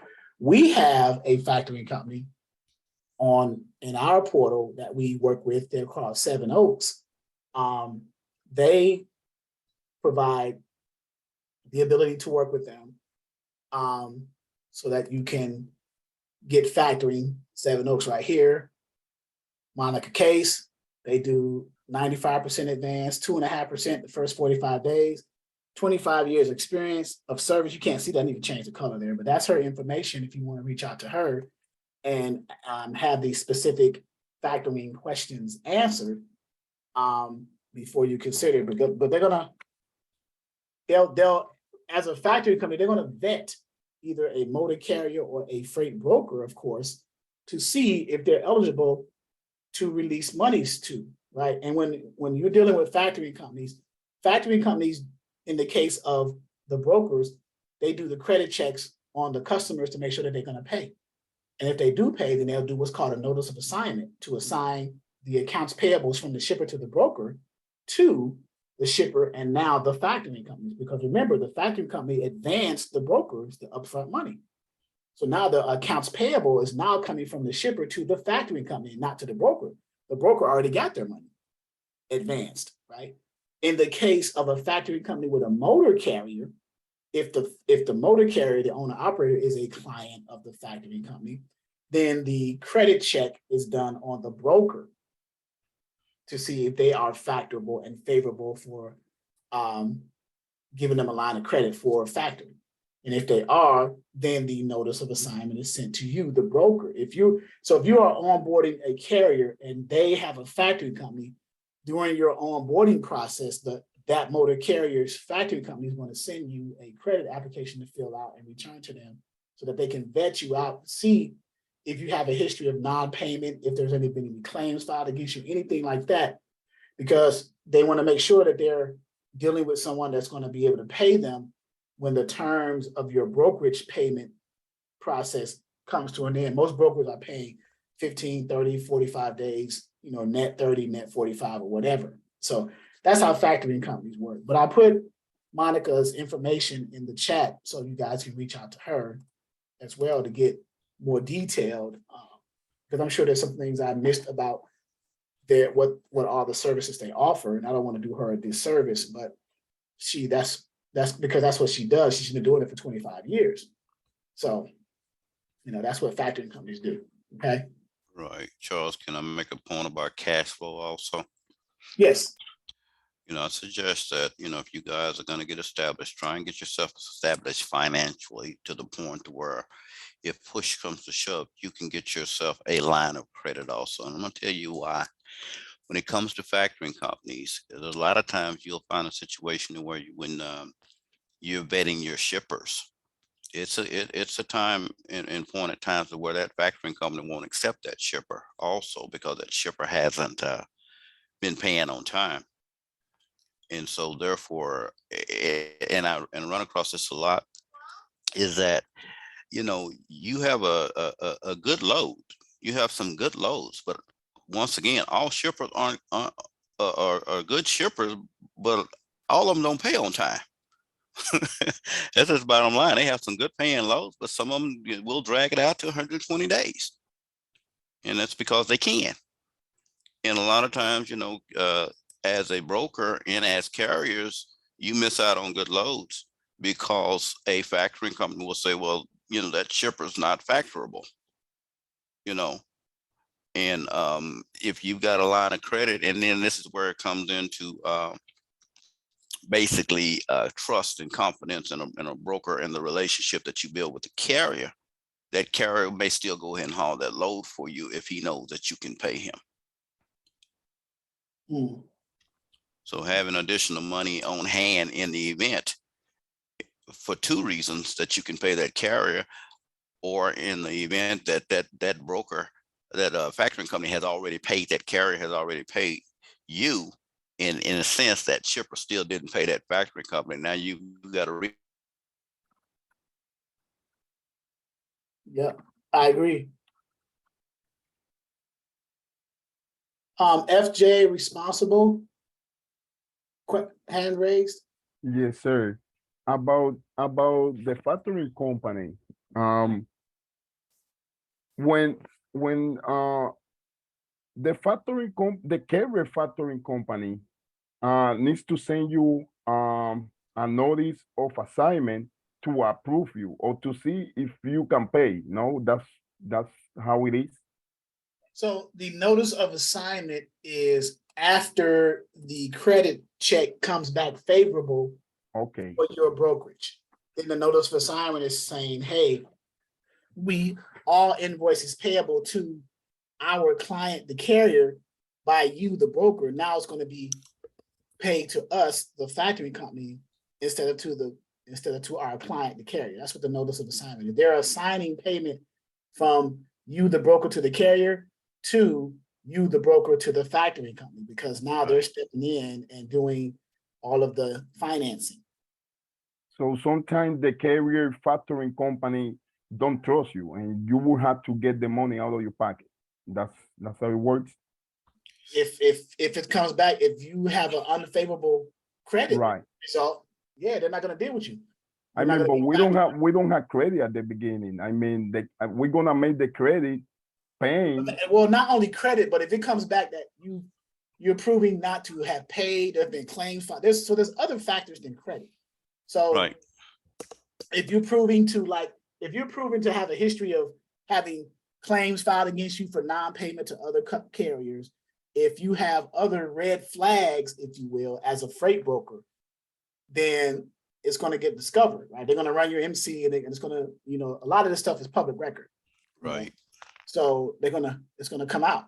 So that's why, as a broker, you want to, if you start your foundational brokerage doing things the right way, when you get to a point where you need these types of services and they need to run and check you out before they give you these types of services, if you've been doing it the right way the first time and all the time, then we wouldn't be having this type of conversation, right? Right. It'll be all already set up because you're doing it the right way at the very beginning. Okay, so if I pay out of my pocket to the carrier, they will give me a document that I can show to my factoring company that I pay. That way I can create credit if I don't get wrong. Or through the load board that they can put in, they can do a days to pay form, fill it out that Okay. you've been doing good business with them, paying on time and things like that. There's several ways that brokers can be reported in good favor for the brokers by the carriers or by others. So Yeah, then it's gonna be left up to you to build that shipper, see whether or not the shipper's gonna pay you. Okay. Hey, Charles, I'm sorry. I've been asking so much question. I just got a book of question, man. No, that's good. That's good. These are great questions because you are brand new. You're someone who's brand new, aspiring to be a broker. So these things are going to come up. So you may as well question. Thank you. They do come up, so you'll have the answer. And Mr. Nelson, you made a good point. Yeah, it's up to you now to build the shipper, Right. if you're not dealing with the factory. So talking about credit, you guys mentioned in other videos that I've been watching that you first create your business credit and then you do your broker credit.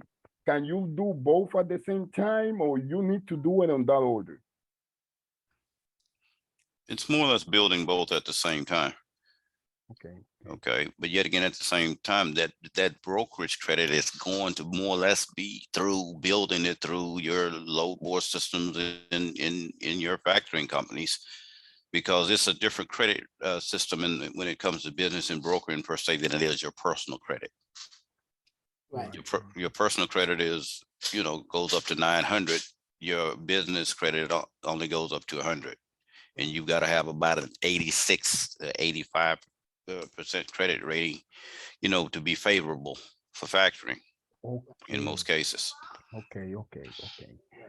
So right now I'm not a broker, but whenever I sign as a broker, and I want to work with my business credit, how I start? Because let's put that I want to get some, like the other day you guys recommend, I think Mr. Donald, that his name, recommend to, oh no, Mr. Donald, I don't remember his name, but you guys recommend to get gas cards, like BP cards, like Exxon credit cards. How I do that if I don't have any? Do I have to have transactions on my brokerage, or they gonna base on my credit, on my personal credit? So I think, go ahead, Mr. Nelson. No, basically what you're gonna do is you let's get yourself set up in well, first of all, get yourself a bank account, business banking account. I got it You know, already. I okay, got you my already got that, LLC got it. and bank account. Yeah. Okay, your EIN and all that tied to it. Right. Right. Okay, then start. Or I don't have a virtual address. That's the only thing that I will have to change. Business address. Virtual address. Like, you know, I got right now, I got my home address. I want to go Oh, ahead. okay, okay. Yeah. Yeah, So that's the only thing. yeah. Well, once you get that changed, then you start because you want everything to match. That's the Right. biggest thing. You want everything to match. And then, you know, you basically start setting up your net 30 accounts. Then the business reporting is what Equifax. Which one is it, Charles? I forget which three it is. Yeah, the business reporting is Ansonia, Dun and Bradstreet, and TransCredit. TransCredit, right? Okay, get yourself set up with those three. Before I do any movement, I go to those three. I get set up, and then I try to get a business card, even gas or net 30, something like that. Well, I would start with the net 30s and then the net 60s. And then once you get into the next 60s, then start with trying to get your business gas cards and things such as that. So how they gonna give me that net 30 if I don't have, let's say, I just have like 2 loads that, you know, I'm brand new. Okay, That we're not even doesn't affect- concerned. We're not concerning about loads right now. What you're basically concerning yourself about getting yourself set up business credit wise.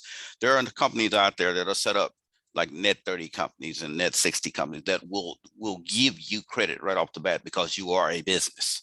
Right. Okay. It's Simply- not like, simply hey, because- Frankie. Right. You're not moving. You haven't moved one load, but simply because Right. you're established business, you will be able to have some. That's the point I wanted to get. Yeah, because I was wondering, like, okay, I don't have any income yet, you know, so they're gonna tell me like, hey man, you know, you don't have anything here. How are we gonna approve you a net 30 account if you're just starting? Okay. Well, basically what you're going to do is you're going to set up a net 30 account. You can Google net 30 accounts and a list of net 30 accounts will come up. Try to set yourself up about 7 of them. And then Right. this is where you start spending money. I'm just going to be honest with you. This is where you basically start spending money. Because what you've got to do is that most of them will give you anywhere between $1,500 to $2,500. And Right. what you've got to do is you've got to start buying things at least up to $100 or so and paying them off within that 30 days. So in other words, if you get something, say from Granger, you get something from some office supply, or you get something from Uline, then what's going to end up happening? They're going to bill you. As soon as you get that bill, you know, as soon as you receive the product, you're going to get your bill. Then you're going to turn around and pay that bill as soon as you get it. Right. You know, and after 90 days, it'll start showing up on your credit. But you're gonna have to spend at least, and it's crazy, but it is what it is. You're gonna have to spend at least $600 to $700 a month building that credit. Right. That's the point I wanted to get. Thank you very much. But the ends justify the means. Absolutely. Okay. Yeah. Triple J&T Logistics, you got your hand raised. Hey, Charles, Mr. Nelson, and everybody else. Charles, this is Friday the first I've been back in a couple of months, so I've been really needing to hear some of this stuff that I'm hearing tonight. Okay. But what I wanted to ask you, I heard earlier you were talking about a few things, but one of the things that I heard you speaking about earlier was the Truck Stop Pro. And I see you have this Truck Stop Pro on the screen right now. What is the difference between them and the different stages that the DAP board offers you? DAP Pro and right. It's just the features. Most load boards, their base functionality are the same. Most load boards give you the ability to look up a load from a shipper location to a receiver location, choose an equipment type, choose a date, things like that, right? Right. Where they differ is in their price points is some load boards offer other tools for either the broker or the carrier, depending on the version of the load board you get. Like rate mates, analytical tools like trend lines and things like that. That's where their price points differ because they're offering these extra features and services. And then also load boards also have other integrations built into them, plugins like TMS systems and onboarding systems built into the load board. Like for example, Truck Stop Pro has it built in TMS system called ITS Dispatch, and they have the built-in onboarding called RMIS, Registered Monitoring Insurance Service. So that's why the price points, that's where the numbers go up or fluctuate, I should say, because what they offer in addition to the load board. Okay, okay. And so because you have them on your site here, is that somebody that you recommend over any other company? It is.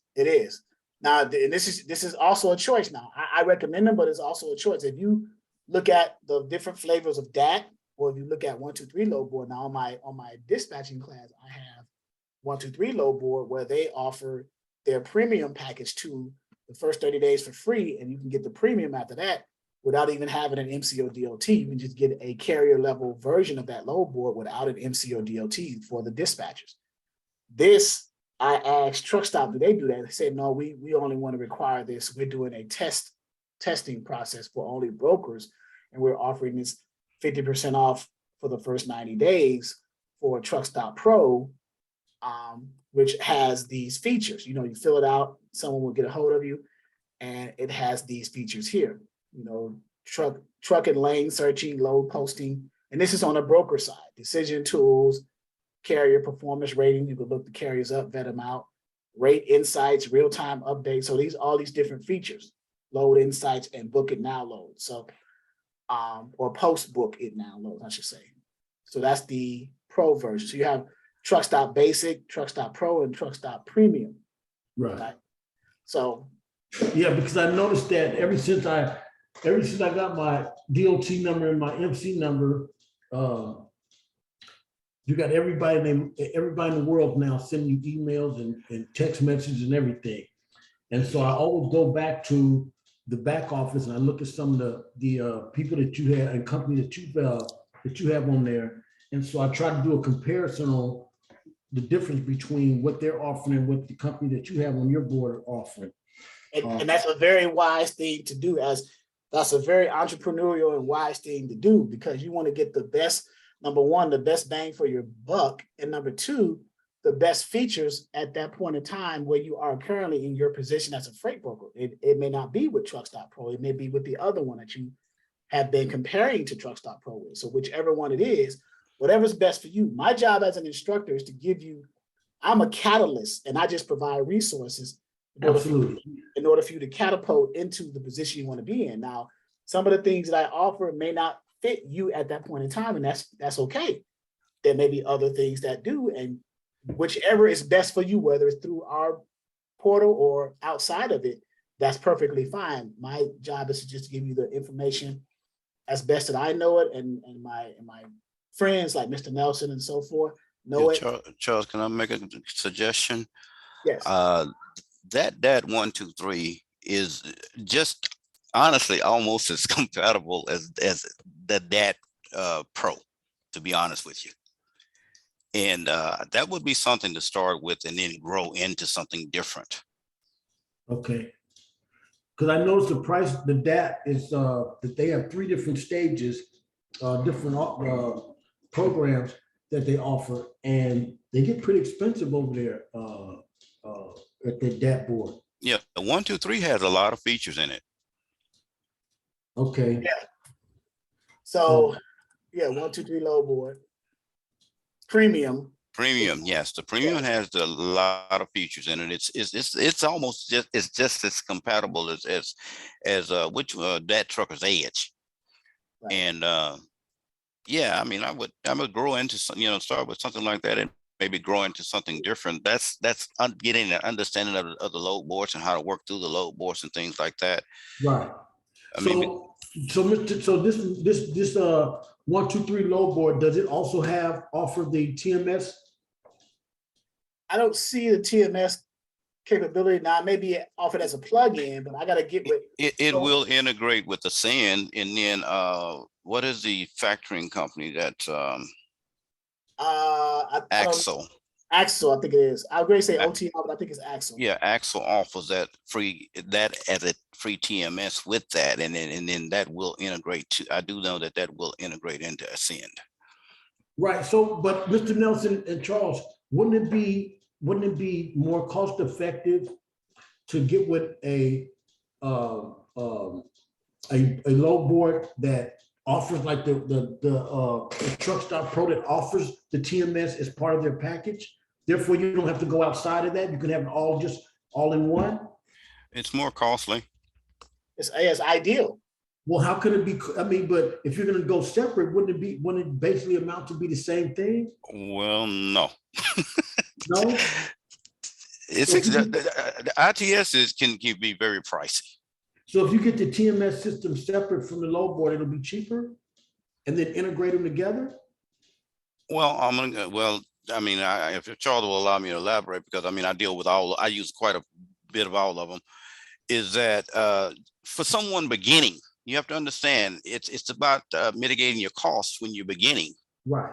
You know, if you don't have a customer, you don't have customers, it will definitely become a problem if you're going out there spending $300 and $400 a month for a load board or and additional tools and things, because now you don't have money to pay for those things. Right. And the thing about it is, it's trying to mitigate your cost and growing into it. When you start to make money, then you start to add things. Okay, now, say for instance, if you know, I'm suggesting to someone, I'll say, hey, go with 123. 123 is going to be like what, $60 a month, $54 a month. Yep. If you're using Axle as a factoring company, they're going to give you the TMS. So it's that ascend would be normally about $80 a month. Okay. So basically what you got a factoring company, you got a TMS, and you got a load board system for $65 a month. Something to start with, something to grow into. All right. Okay. I got And as time goes on, you start making money, and then you want to switch over to maybe that Power or that Pro, or else Internet Truck Stop, you know, where you're spending the $235, $265, $275 a month because you can afford to do so now. Right. Okay. Now, what was that? Go back, Mr. Nelson, to the what was that? The name of that one you just spoke of? As far as Ascend, the TMS. Yeah. Which one? What the factory company? What factory company? Axle. Axle. Okay. Right. XEL. Yeah, they offer the Ascend at least 6 months ago. Now I don't know why we had several people in the class that were using that, and that's the route they went. Now they may have changed per se in the past 6 months or so, but at one point in time they were offering, if you signed up for their factory, they would offer you the TMS for a year. Okay. What about the Seven Oaks factory? Are they offering that, Charles? I don't know what load board Seven Oaks. I think Seven Oaks is independent outside of load board integration, but I would have to ask. Yeah. I think they're just third party. I don't think they integrate with load boards. Okay. And then I was researching this other company called Porter Freight, their factory company, and they're offering 1.5% interest, 1.5 intro rate for 90 days. And what does it go to after 90 days though? It doesn't even tell you, so I'm gonna have to call them because I left a message and the lady never called me back. Yeah, But, read the fine print. Make sure you read the fine Read print. the fine print and never sign an open-ended contract. Always make sure they send you a complete contract and allow you to read it. Yep. Yeah, absolutely. I got you. That's why I said I'm going back to the comparison thing. I wanted to make sure that when I come out the gate, I come out the gate with the best possible tools available and the most cost effective, so that I'm not dealing with a bunch of overhead and straining myself. Very good. Because it's already, I mean, you can spend $5,000 easy on just buying just the resources you're going to need just to get this thing off the ground. So, yeah. And you can find yourself, with tools and things that you use anywhere between, you can start with the lowest cost of $60, $70, and you can basically find yourself at $1,500 to $1,800 a month. Real easy. Easy, real easy. So I've been watching the built when I built my spreadsheet. I'm putting in all these numbers and all the overhead that has cost me so far, and so that way I can keep a track and a tab on where the money that I've already spent versus the money that I still have to spend.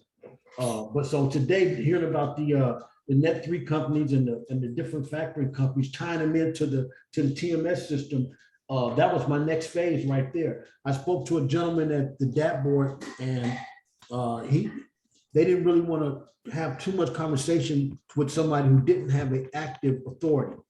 And so because my authority wasn't active, he didn't really give me much information on what they offered, because I guess he's figuring he can't make no money off me. So one of the reason they're spending a bunch of time.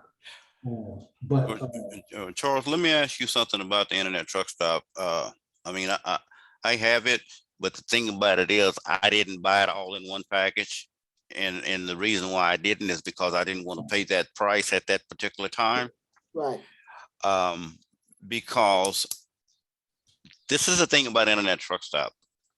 You can start with the bare minimums, but the way that it is set up, it's set up to where you yourself can go in and add things as you need them.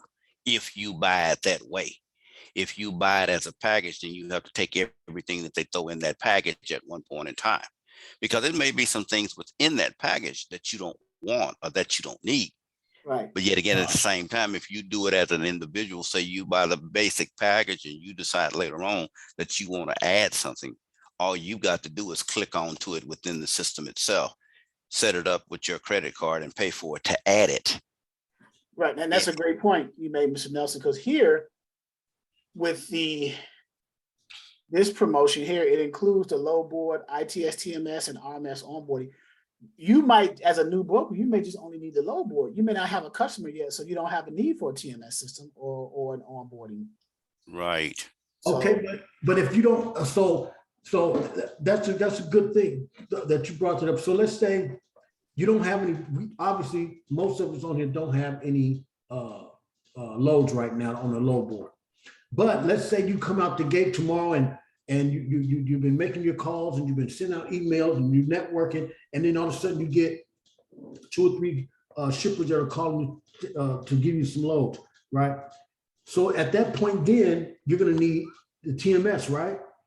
so you simply would just call the representative of truck stop that you bought the low board through and just have them turn on that feature. Okay, all right.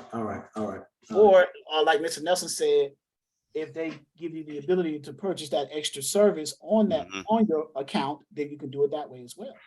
Right. Okay, all right. And until your business picks up, you know, basically, like I said, if you're dealing with a basic load board and you're dealing with doesn't the 1, 2, 3 have a carrier search on it also too, Charles? It does. Yeah. Okay. It does. And if that be the case, because you have to understand, shippers aren't solid as concrete.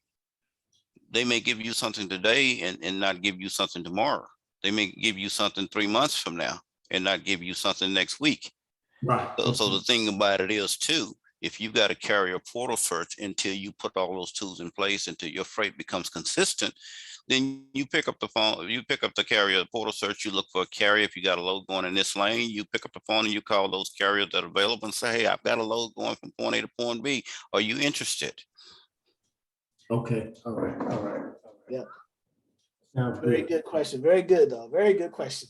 Now, one more thing about this net 30. Mr. Nelson, I heard you telling the gentleman about building your credit up, your business credit through the net 30, right? And so, what do they do? They give you a credit card and you go out and use a credit card just like any other credit card? No, And- they actually set you up accounts. Okay, They set you up accounts and you go onto their into their online portals and order things from their online portals. oh, okay. Okay, I'll give you like an example, like Uline. Say for instance, if I need some pens, pencils, or ink, or some paper towels or whatever, I'll go on to Uline, log on to Uline. If I ordered it right now, it would be sitting on my porch at 9 o'clock in the morning. Wow, okay. All right. You know, and So so credit, it's still credit. You're still getting it on, it's like getting it on, you're still getting on credit. You're just not using an actual physical credit card. Everything No. is still online. everything is online. Okay, that's cool. Yeah, okay, I understand now. I understand. But it's the same principle. You're trying to build your credit up, and this is the way to do it. Right. Yeah, it's So- not like a trade line where you know make a person an authorized user and give them a credit card and all this other stuff. It's something. No. Right. Okay, I got you. All right. All right. Yep. Very good. Very good. I'm glad people are hearing. FJ responsible, got your hand raised. Yes, one more thing, Mr. Charles, piggyback on that business credit stuff. I've been reading that those gas cards for Exxon and BP, and they are net 30s. So let's say if I get one of those net 30s account for gas, can I use it like as personal? Like if I got a car, can I use that car like that? Or it needs to be stuff that has to see with the company? If you're using your car as a business entity, then Yeah. you can use it as a business entity. You have to understand that you're using tools that are set forth for your business. Right. Okay. Like with me, my vehicles are listed, my vehicles are registered as business vehicles, 2 of them. And everything, all the fuel that I pay for, everything that I do that's related to my vehicle, I keep receipts and I write it off as a business expense. You know, you use credit cards on that stuff, everything that's in those credit charges are business related because it's a business account. So now you have, Right. so now it's a mental shift at this point. Now you're shifting from a consumer or from a person Right. with a credit card now to a business mindset. For everything that you do, you want to ask Right. yourself, is this related to my business or not? Or how Okay, can I make it Right. okay, my And business? you, and you have to operate your business strictly as a business. You Right. cannot operate your business and operate your household within the limits of your business. Correct. Right. If I want to use it like that, I will have to write it up on the side of my business. Correct. So Right. get yourself Right. get yourself a CPA, a good accountant, a CPA if you're not doing it yourself. And then I have one on here that you guys can reach out to. He's actually my personal accountant. So you can ask questions. Matter of fact, I need to start getting him back on because tax season is gone, come and gone. So he probably have a little bit more time to come on here and answer those types of tax related, accounting related, bookkeeping related questions. Thank you very I'll much. reach out to him, Eric, and see if he's available. And what you have to remember now, if you got 3 cars and you filling them up, when that monthly bill goes around and you spend $175, you need to pay that $175. Yeah. Yeah, because business credit is a double-edged sword. If you don't operate it correctly, it can hurt you. Right. So if you're going to play the game, you got to play by the rules. Right. You know? Thank you, guys. Thank you. Triple J and T, got your hand raised. Hey, Charles, as Yeah. far as the business credit or the business account, should I say, or is there any, do you have a specific banking institution you prefer or you suggest, or just go into your regular bank that you normally use today? So with me personally, my business account is with my Navy Federal Credit Union. I don't have it at a bank. I have it at a credit union because I got a different rates and a better deal. Now, I'm not saying a bank one is better than the other. I just personally went through the credit union. So I would not refer you to say per se have your business account the same place you have your checking account. Yeah, I that's what I was thinking, Mr. Nelson, but I just want to make sure. That's why I wanted to ask that question, because I figured that would be such an important step to your building your business up, and just want to make sure everything's lined up. Now, I don't know about, other people, but I would suggest a tax savings account also. oh yeah. Because what you get a transitions in, say for instance, I'm just gonna throw a number out there, say you're making $10,000 a month. You want to put that 35% into a tax savings account that's probably got something that's gonna yield you some interest. Yeah. Tax savings account, all right. Right. You want to roll that over consistently. That's every week. If you get paid this week, you want to roll that 35% off the top of what you got paid this week into your tax account. Okay.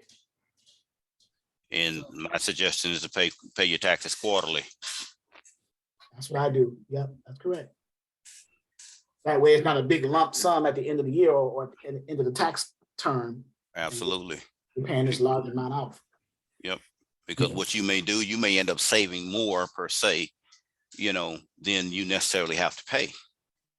Right. And then at the end of the year, say for instance, you've saved, $35,000, $45,000, but you paid your taxes quarterly, and out of that year, you've only paid right at about $28,000. Then you leave a percentage of that in your tax account, and you roll that back up into your business account, the remainder. Okay, all right. Look at how that works. Sky, got your hand raised. Hi, Mr. Charles. Hi, Chat. Hi, Mr. Nelson. I had a quick question from what you just said.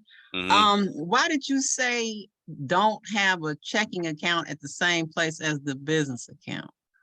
Well, I'm just a strong stickler that you don't let your right hand know what your left hand doing. There you go. I agree. Okay, I was thinking that's what it was. I just wanted to be sure. Okay. And that ordinary teller may not decide to go look at both of your accounts, but in a situation where things may be a little bit shaky, or you may have a stumbling block somewhere down the line, that account representative or that vice president or somebody else is going to go look at both of your accounts to try to figure out, if this defaults, how do we get this? Uh-huh. Okay. All right, that's what I was figuring. Thank you. Mhm. All right, guys. I believe we came to the end of the road here. It's going on 8 o'clock. All great questions. I appreciate your time.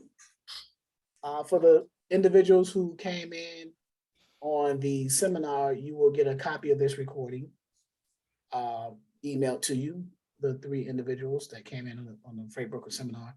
Everyone else who are broker students who are aspiring to be brokers, thank you for your time. Hopefully your questions were answered and we covered things that you needed to hear and get a clearer understanding of.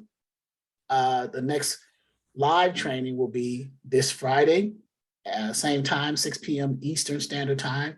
As always, under Freight Broker 101. The Zoom training schedule, I changed it up a little bit to the Zoom training schedule.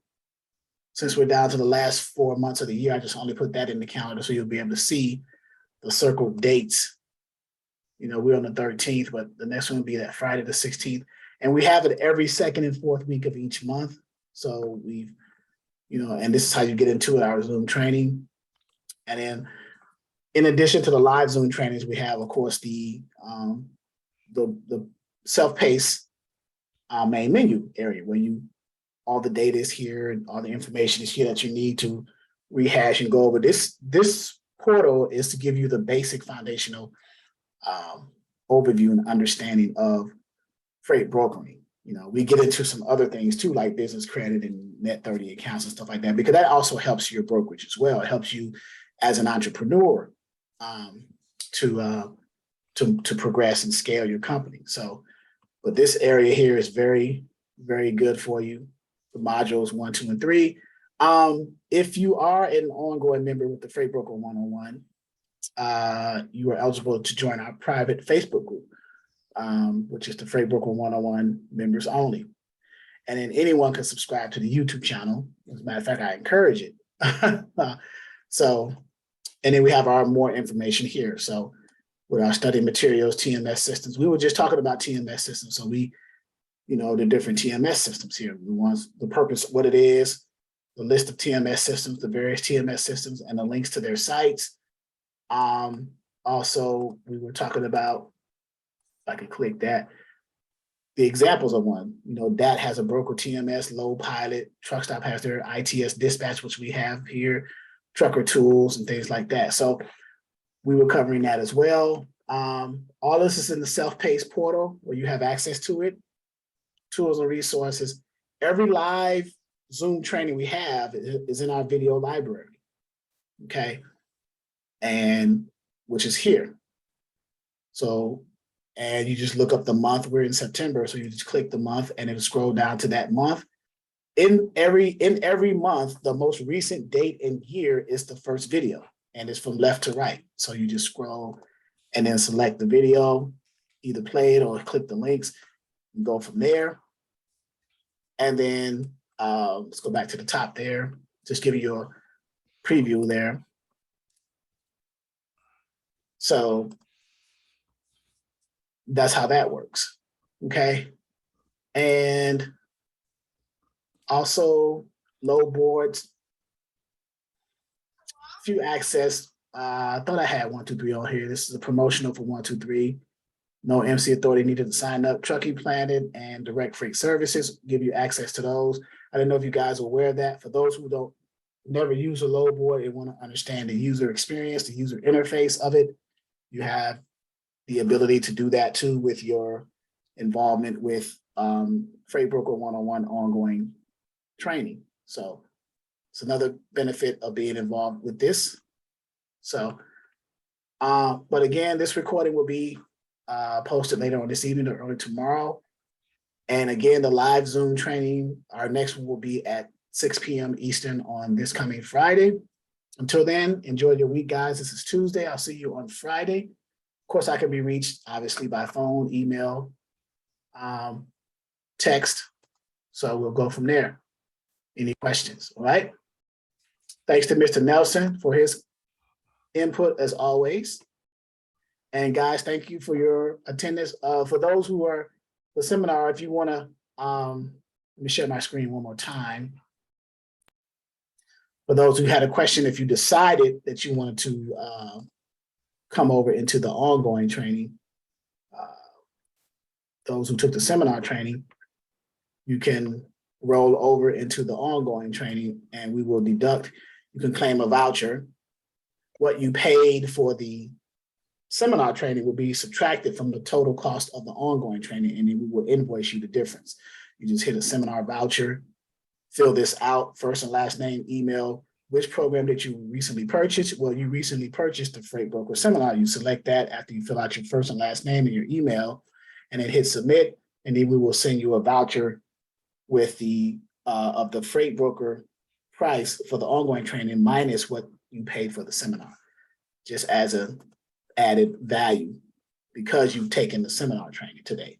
So, all right, just want to give you that plug there as well. All right, guys, see you on Friday for the ongoing students.